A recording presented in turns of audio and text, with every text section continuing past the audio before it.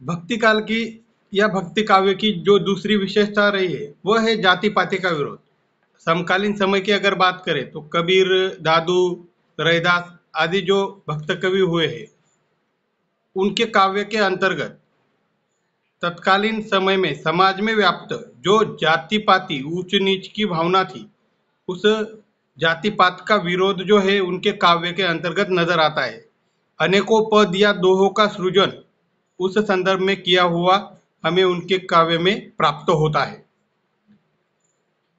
जाति पाति का विरोध जो है उनके द्वारा कड़े रूप में किया गया, जिसके बारे में कुछ पद सृजित हुए। उसमें से एक पद इस प्रकार, कबीर कहते कि जाति पाति पूछत नाय कोई, हरि को भजे सो हरि का हुई। इसका अर्थ है कि जाति पाति जो है मनुष्य ने ही मनुष्य समाज में बनाए हुई है। ईश्वर द्वारा किसी प्रकार का भेदभाव मनुष्यों में नहीं किया जाता, और जो भी ईश्वर की आराधना करता है, भक्ति करता है, ईश्वर उसको प्राप्त होता है। इस प्रकार का विश्वास कबीरादि कवियों को वहां पर था। तीसरी विशेषता के रूप में हम देखेंगे कि जो संत कवि हो चुके हैं, उन्होंने गुरु की महत्ता अर्थात गुरु को अत्यधिक महत्व जीवन में दिया हुआ है। वे गुरु की महत्ता व्यक्त करते हुए अनेकों पदों का सृजन करते हैं। उनमें से कबीर के कुछ पद इस प्रकार, वे गुरु को जीवन में मोक्ष प्राप्ति का अंतिम साधन मानते हैं या ईश्वर प्राप्ति में सहायक मानते हैं। उनका कहना यह है कि गुरु के बिना ईश्वर को प्राप्त करना या मोक्ष प्राप्त करना वहां पर संभव नहीं हो पाता। उन्होंने गुरु का महत्व इस प्रकार एक पद द्वारा व्यक्त किया है। वे कहते हैं कि गुरु गोविंद दोऊ खड़े, काके लागू पाव, गुरु बरहारे आपने सदगुरु दियो दिखा। इस प्रकार वह गुरु की महत्ता व्यक्त करते। उसी प्रकार वह दूसरा दोहा इस प्रकार कहते कि सदगुरु की महिमा अनंत अनंत किया उपकार, गुरु बरहारे आपने सदगुरु दियो दिखा। इस प्रकार वह कहते हैं कि गुरु के बिना ईश्वर प्राप्ति या परब्रह्म की प्राप्ति करना असंभव है। उसी प्रकार अगली विशेषता के रूप में उन्होंने समाज में व्याप्त जो आडंबर थे, बाह्याडंबर एवं रूढ़िया, इन बातों का विरोध उन्होंने किया है।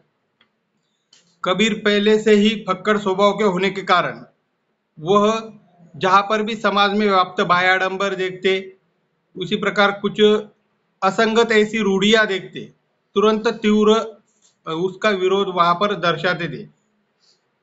तत्कालीन समय में समाज में व्याप्त अंधश्रद्धाएं, मूर्ति पूजा या अन्य धर्मों के अंतर्गत जो बाह्याडंबर थे, इसका खुलकर विरोध करने का साहस कबीर जैसे कवियों ने ही, संत कवियों ने ही तत्कालीन समय में किया हुआ है। और उसके कुछ प्रमाण भी यहाँ पर नजर आते हैं, जैसे कि मुस्लिमों में जो रूढ़ी परंपराएं नजर आती है, उन पर भी वह कड़ा प्रहार करते हुए कहते हैं, जैसे कि नमाज आदि पढ़ना। वे कहते हैं कि काकर पाथर जोरी के मस्जिद लई चुनाई ता चढ़ी मुल्ला बांग दे क्या बहरा हुआ खुदाई। उसी प्रकार हिंदुओं को फटकारते हुए कहते हैं कि बकरी पाती खाते तिनकी काड़ी खाल, जो जन बकरी खाते तिनको कौन हवाल।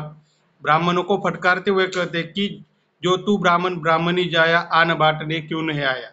इस प्रकार वह सारे धर्मों में व्याप्त जो विसंगतियां है, रूढ़ी परंपरा है, बाह्याडंबर है, उनका विरोध वे यहाँ पर खुलकर करते हैं।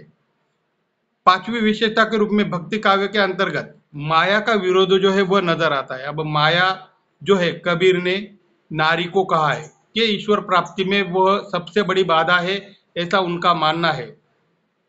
और इस बारे में वे कहते हैं कि कबीरा खड़ा बाजार में लिए लुकाड़ी हाथ, जो घर फूको आपने चलो हमारे साथ। इस प्रकार के अपना घर संसार का त्याग कर जिसमें यह साहस होगा वही हमारे साथ इस मार्ग पर चल सकता है, ऐसा वह कहते हैं। उसी प्रकार भक्ति काव्य जो है या ज्ञानाश्रय काव्य, इसके अंतर्गत रहस्यवाद का उद्घाटन हुआ है। रहस्यवाद हमें भक्ति काव्य के अंतर्गत नजर आता है।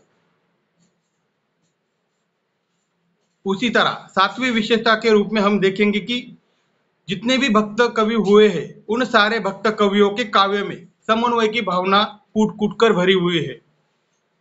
बहुत सारे पद ऐसे हैं जो कि उभर कर सामने आते हैं, जिनमें समन्वय की भावना का अंतर्भाव हुआ हमें नजर आता है।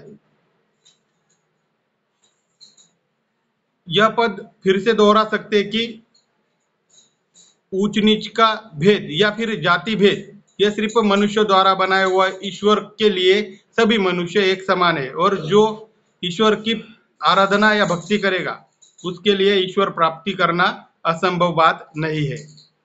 उसके बाद अगली जो विशेषता है वह है दरबारी प्रवृत्ति का ह्रास, अर्थात दरबारी साहित्य का त्याग भक्ति काल में किया हुआ नजर आता है। भक्ति काल से पूर्व का जो आरंभिक काल रहा है, जिसे आदिकाल या वीरगाथा काल से संबोधित किया गया, इस काल के अंतर्गत चारण कवियों की एक परंपरा रही थी, जो राजाश्रित होने के कारण सिर्फ राजा की वीरता तथा अतिशयोक्तिपूर्ण ऐसे काव्य सृजन पर अपना सारा समय दिया करती थी और जिसके बदले उन्हें अर्थ प्राप्ति होती थी। तो तत्कालीन समय में आदिकाल के जिन कवियों ने सिर्फ राजा की अतिशयोक्तिपूर्ण वीरतापूर्ण श्रृंगारी ऐसी रचनाओं का सृजन किया, उससे हटकर भक्तिकालीन जो भी कवि थे वह सारे दरबारी कवि न होकर, किसी के आश्रित न होकर स्वच्छंद थे, जिस कारण उन्होंने किसी प्रकार की दरबारी प्रवृत्ति का अनुकरण या अनुसरण नहीं किया है, जिस कारण उन्होंने सिर्फ समाज में व्याप्त जो विसंगतियां है, रूढ़ी परंपराएं है आदि पर ही कड़ा प्रहार किया हुआ है और लोक समन्वय की भावना से निहित काव्य का सृजन वहां पर उनके द्वारा हो पाया है। अब आखिरी प्रवृत्ति के रूप में हम देखेंगे कि ज्ञानाश्रय शाखा के जितने कवि हुए हैं या भक्ति काव्य के जो भी कवि हुए हैं, उन सबके काव्य के अंतर्गत भक्ति नाम तथा कीर्तन को अत्यधिक महत्व वहां पर दिया गया है। उनका मानना है कि ईश्वर की भक्ति या आराधना करने पर ही उसकी प्राप्ति वहां पर होती है तथा कीर्तन द्वारा वह जन प्रबोधन का भी कार्य किया करते थे तथा ईश्वर के गुणगान का कार्य किया करते थे। भक्तिकालीन निर्गुण कवियों के काव्य में यह सारी प्रवृत्तियां जो है वो उभर कर सामने आती है, जिनका यह एक संक्षिप्त परिचय था अगली तासिका के अंतर्गत। अब सगुण काव्य धारा के कुछ प्रमुख कवियों का परिचय तथा उसके उपरांत सगुण काव्य धारा की जो विशेषता एवं प्रवृत्तियां है उसका अध्ययन हम करेंगे। धन्यवाद।